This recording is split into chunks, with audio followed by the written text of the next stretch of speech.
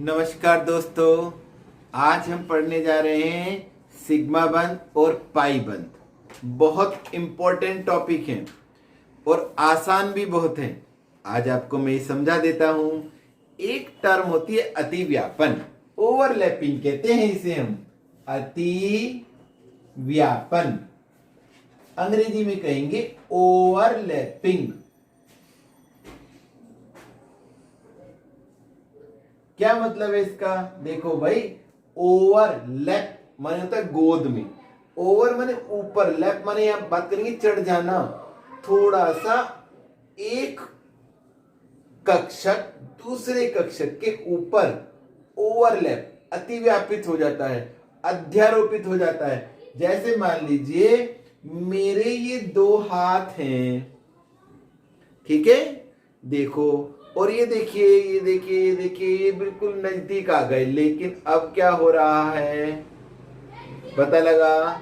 ये देखो, आपको अब मेरी एक कन की उंगली दिख रही होगी, दूसरी नहीं दिख रही, क्योंकि मेरे ऊपर अब ये अध्यारोपित हो गया। इसे अतिव्यापन कहेंगे। ये अतिव्यापन जैसे साइड बाई साइड हुआ है तो इसका नाम है पार्श्वीय अतिव्यापन। और अगर मैं इस प्रकार से अतिव्यापन करूं, क्योंकि ये सिरे हैं, और शीर्ष अतिव्यापन हुआ इस प्रकार से, तो इसे कहेंगे हम शीर्ष अतिव्यापन। और इसे कहेंगे हम साइड बाय साइड पार्श्वीय अतिव्यापन। तो दो प्रकार का अतिव्यापन होता है, शीर्ष अतिव्यापन और पार्श्वीय अतिव्यापन। आपको समझ में आ गया होगा। जब दो कक्षक नजदीक आए और साइड बाय साइड एक दूसरे के ऊपर चढ़ जाएं तो उसे हम कहते हैं साइड ओवरलैपिंग या लेटरल ओवरलैपिंग या पार्श्वीय अतिव्यापन। और जब दोनों सिर से सिर मिलाएंगे तो उसे कहेंगे हम शीर्ष अतिव्यापन।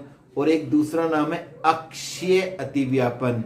तो ये हमारे दो प्रकार के अतिव्यापन रहेंगे और इन्हीं अतिव्यापन से बन जाता है हमारा बंध।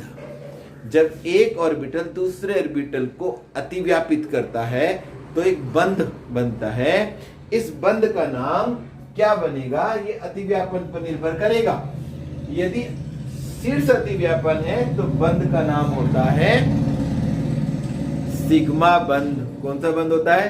सिग्मा बंध। तो हम सिग्मा बंध की परिभाषा क्या देते हैं भाई? हम सिग्मा बंध की परिभाषा देते हैं जब एस पी या पी पी कक्षक मतलब ऑर्बिटल अक्षीय या शीर्ष अतिव्यापन करते हैं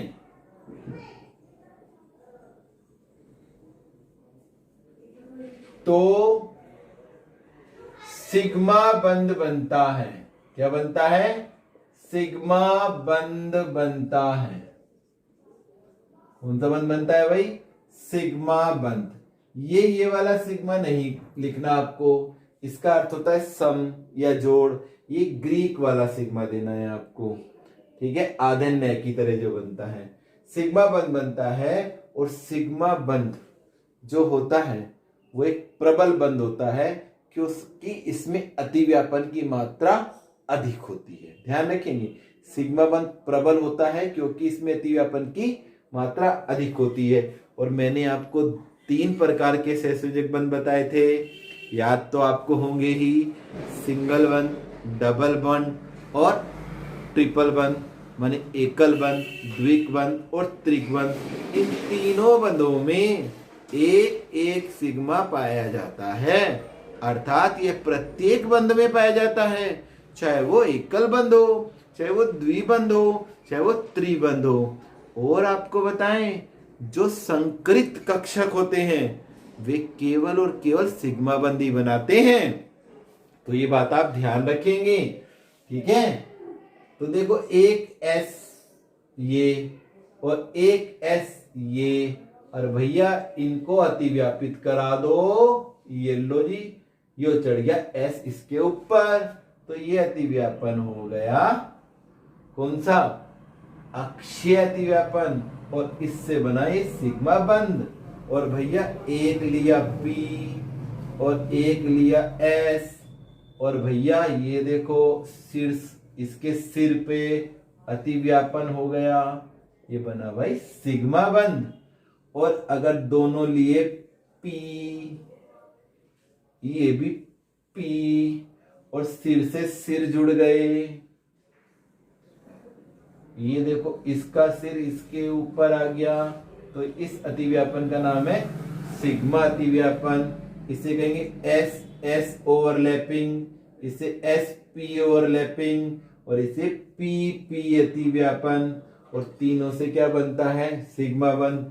ध्यान रखेंगे एकल बंद में एक सिग्मा है, द्विबंध में भी एक सिग्मा है, और त्रिबंध में भी एक सिग्मा है। ठीक है, अब नेक्स्ट बंद आता है पाई बंद। पाई ये 22/7 वाला इस साइन है, इसका अर्थ यहां पर पाई का 22/7 नहीं है, ये केवल इसको प्रदर्शित करने के लिए है, पाई बंद। जब देखो S तो गोल है, इसकी कोई साइड नहीं है, चारों तरफ एक सा है, इसलिए ये केवल कैसा बंद बनाएगा, सिग्मा। तो एस एस नहीं बनाएगा, एस और पी चूंकि यहां भी गोला है, इसकी कोई साइड नहीं है, तो एस और पी भी क्या नहीं बनाएगा, सिग्मा बंद बनाएगा, नहीं बनाएगा। फिर क्या हो गया, जब पी पी कक्षक पार्श्वीय अतिव्यापन करते हैं, लेटरल, पार्श्वीय साइड बाय साइड लेटरल अतिव्यापन करते हैं, तो पाई बंद बनता है। और आपको बता दें, जो पाई बंद होते हैं वो कमजोर होते हैं, क्योंकि उनमें अतिव्यापन की मात्रा कम होती है। और भाई पाई बंद डरपोक भी होता है, जो कभी भी किसी भी बंद में अकेला नहीं होता। जब तक सिग्मा बंद ना बंद है तब तक पाई नहीं बंधता भाई रे, तो यो तो हमेशा साथ में होगा। इसलिए भाई दुर्बल आदमी तो किसी को साथ लेके चले, तो ये हमेशा साथ रखे, इसलिए इसे कहते हैं हम दुर्बल बंद, क्योंकि अतिव्यापन कम है।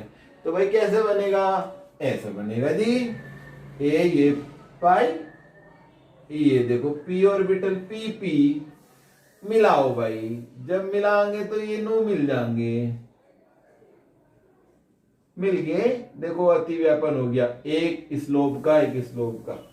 ठीक है, तो इसे कहेंगे हम पाई बंद। और इसे साधारणतः जब ये दूर दूर हो जाए तो हम इसे ऐसे प्रदर्शित कर दें, भाई यहां तो हुआ था वर्ले पे, तो एक लाइन यहां खींच दी, एक यहां, ये दो लाइन मिलके एक पाई बंद बने।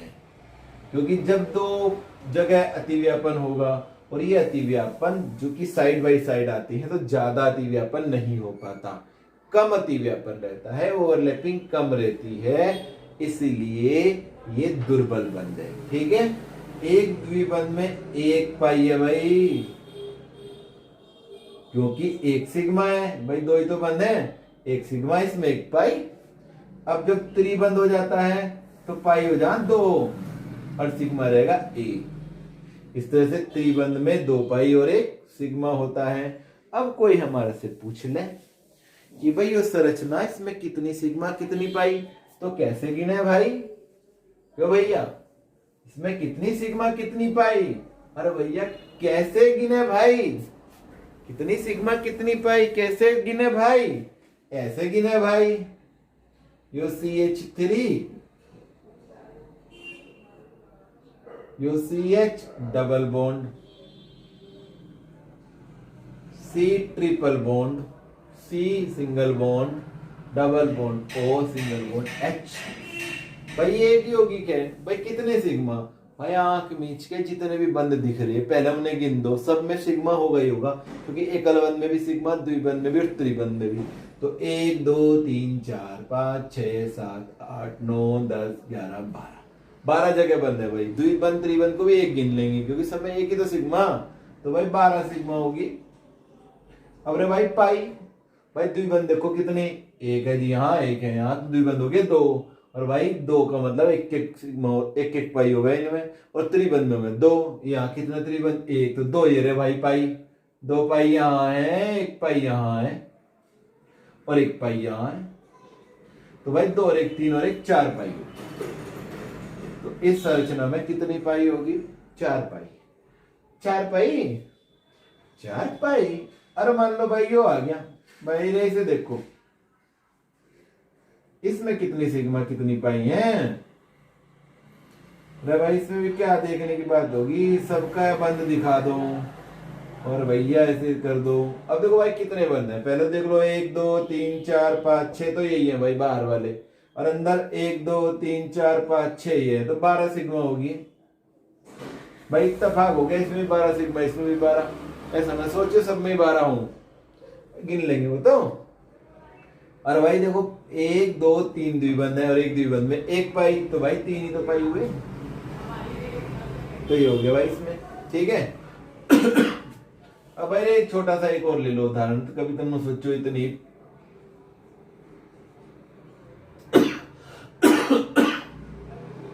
ये देखो भाई एक उदाहरण और ले लें भाई, ये देखो भाई एसिटिलीन का है भाई, कितने सिग्मा, एक दो तीन है भाई, तीन सिग्मा भाई, अब 12 नहीं है, देख लो भाई कितने बंद, एक दो तीन, भाई त्रिबंध को भी एक गिनेंगे, सिग्मा में तो एक ही हो। अब भाई त्रिबंध में पाई कितने, दो, तो आसान। तो इस प्रकार से हम सिग्मा और पाई गिन देंगे, अगर हमारे से सिग्मा और पाई पूछे जाते हैं तो वो आसानी से गिन सकते हैं। तो ये हुआ हमारा सिग्मा और पाई बंध का ज्ञान, आपको जानकारी आ गई होगी। तो अब घर पर रहिए, सुरक्षित रहिए, कुछ समझ में नहीं आए तो हमें व्हाट्सएप करिएगा, और हमारे चैनल को सब्सक्राइब जरूर करिए और करवाइए। Thank you.